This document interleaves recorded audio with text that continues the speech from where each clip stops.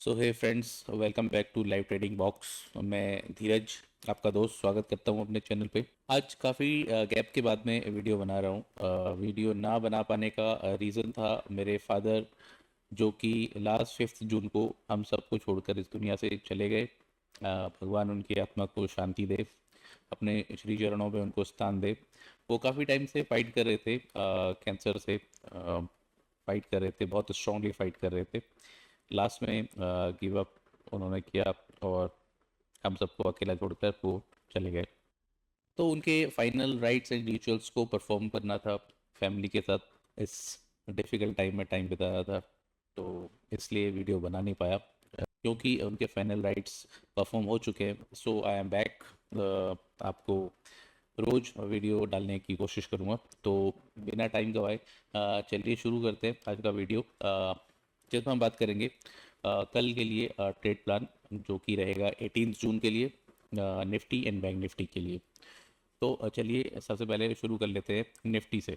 तो जैसा कि निफ्टी ने लास्ट जब मैंने छोड़ा था, तो निफ्टी हमारे रेजिस्टेंस लेवल जो कि था 25,150 के आसपास में, वहाँ से जाने के बाद में निफ्टी ने वहाँ से एक डाउन साइड का मूव दिया है। यहाँ पे कहीं पे हमारा था, अगर आप लास्ट वीडियो को चेक करेंगे तो, जो कि आई थिंक 3 जून की ले रही होगी, और वहाँ से प्राइजेस ने एक नीचे की तरफ के लिए मूव दिया है। अभी एक स्ट्रक्चर बनाया है बड़े टाइम फ्रेम में ऐसा, और ये वेव वी की तरफ के लिए यहाँ से हो सकता है, नीचे की तरफ भी जा सकता है। लेकिन यहाँ पर जाने के बाद में, क्योंकि यहाँ पर एक इसने स्ट्रक्चर को ब्रेक किया है यहाँ पे जाने के बाद में, तो ऊपर अगर प्राइस को जाना होगा तो यहाँ पे एक मूव बना करके इसको फर्स्ट इंटरमीडिएट का ए बोल करके यहाँ पे कहीं पे बी बनाने के बाद जब प्राइजेस ऊपर निकलेंगे तो मे बी प्राइजेस इस लेवल को तोड़ करके 25,200 25,250 तक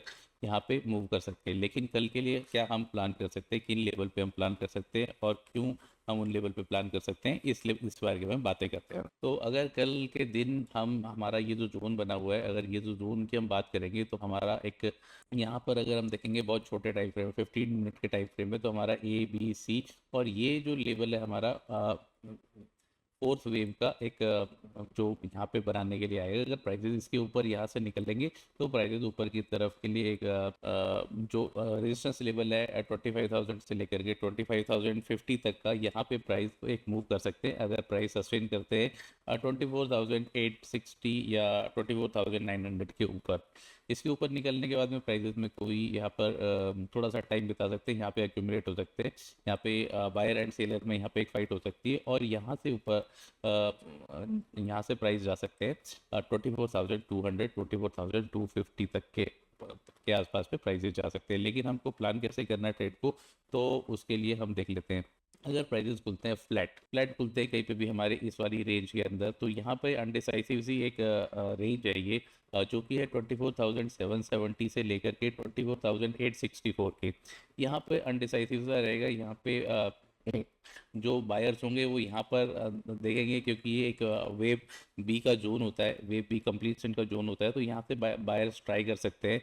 और क्योंकि यहाँ पर ये एक इंटरमीडिएट में यहाँ पर एक वेव बी, मतलब इस वाले की बात कर रहा हूँ मैं, ये वाला जो लेवल है यहाँ पे वेव बी, यहाँ से सेलर एक पुश कर सकते हैं। तो हमारा नो ट्रेड जोन ये वाला लेवल रहेगा। अगर प्राइजेस इसके ऊपर निकल के सस्टेन कर जाते हैं, तो हमको, जैसा कि मैंने पहले बताया था, 25,000 से लेकर के 25,050 तक के ऊपर आपको टारगेट देखने को मिल सकता है। या मे बी अगर प्राइजेस ऊपर गैप में ही खुले कहीं पे, तो यहाँ पर एक रेजिस्टेंस थोड़ी देर प्राइजेस फेस कर सकते हैं, और फिर यहाँ पे एक ऐसे मूव बनाने के बाद फिर प्राइजेस यहाँ से ऊपर को जाए। तो यहाँ पे अगर जाते हैं प्राइजेस यहाँ पे 25,050 के आसपास में, और रेजिस्टेंस फेस करते हैं 25,050 के ऊपर, तो देखना रहेगा अर्ली कैंडल कैसे क्लोज होती है, तभी यहाँ पे एक शॉर्ट के लिए ट्रेड बनाएंगे।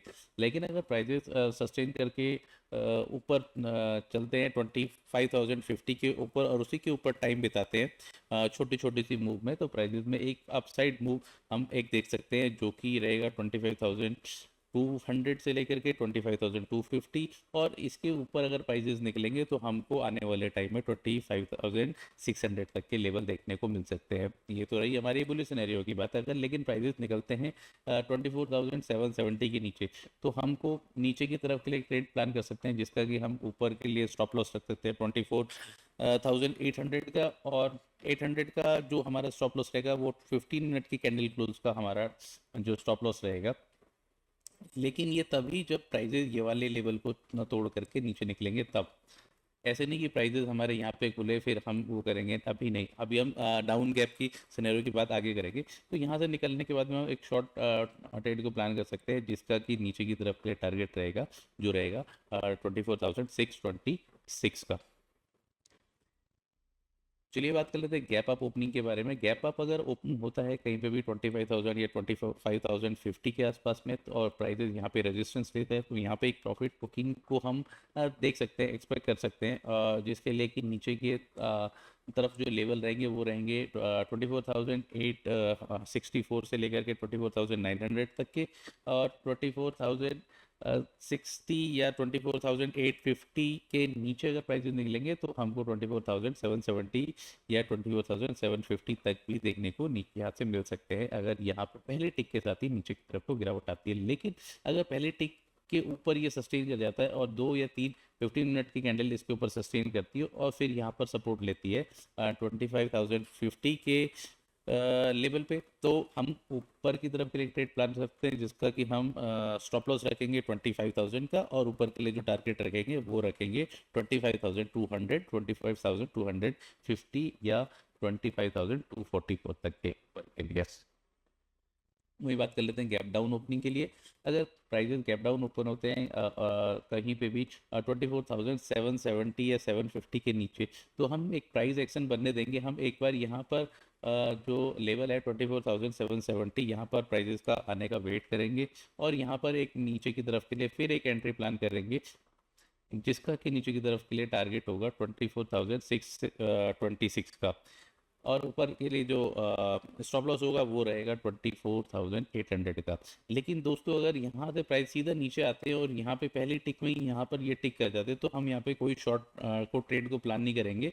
अगर प्राइजेस यहाँ से ऊपर भी जाते हैं यहाँ पे, तब भी हम यहाँ पे शॉर्ट ट्रेड प्लान नहीं करेंगे। इनफैक्ट अगर प्राइजेस यहाँ पे आने के बाद में सपोर्ट लेते हैं और ऊपर की तरफ को जाते हैं, तो हम यहाँ पे एक बाइंग के लिए हम अपॉर्चुनिटी जरूर देख सकते हैं, जिसका कि हम स्टॉप लॉस बहुत छोटा सा रखेंगे 24,580 का। 580 के नीचे निकलने के बाद ही हम शॉर्ट प्लान करेंगे, अदरवाइज नहीं तो हम यहाँ से ऊपर के लिए प्लान करेंगे ट्रेड का, जिसका कि ऊपर के लिए जो टारगेट होगा वो होगा 24,700 से लेकर के 24,770 या 24,800 तक के। ये रही निफ्टी की बात। तो चलिए बात कर लेते हैं बैंक निफ्टी के बारे में, कि बैंक निफ्टी में हम किस तरीके से अपने ट्रेड को प्लान कर सकते हैं और किन किन लेवल पे हम अपना ट्रेड देख सकते हैं।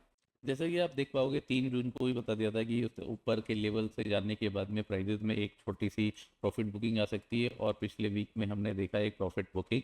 और जो प्राइजेस अभी जो प्राइस मूव कर रहे हैं वो मूव कर रहे हैं समवेयर अराउंड 55,900 से लेकर के 55,600 के बीच में। तो हमारा यहाँ पर जो लेवल्स बनते हैं वो बनते हैं यहाँ पर सेम सिनेरियो यहाँ पे बना हुआ है निफ्टी की तरह। यहाँ पर छोटे टाइम फ्रेम में वेव ए बी सी, और ये जो लेवल है ये है वेव फोर्थ का।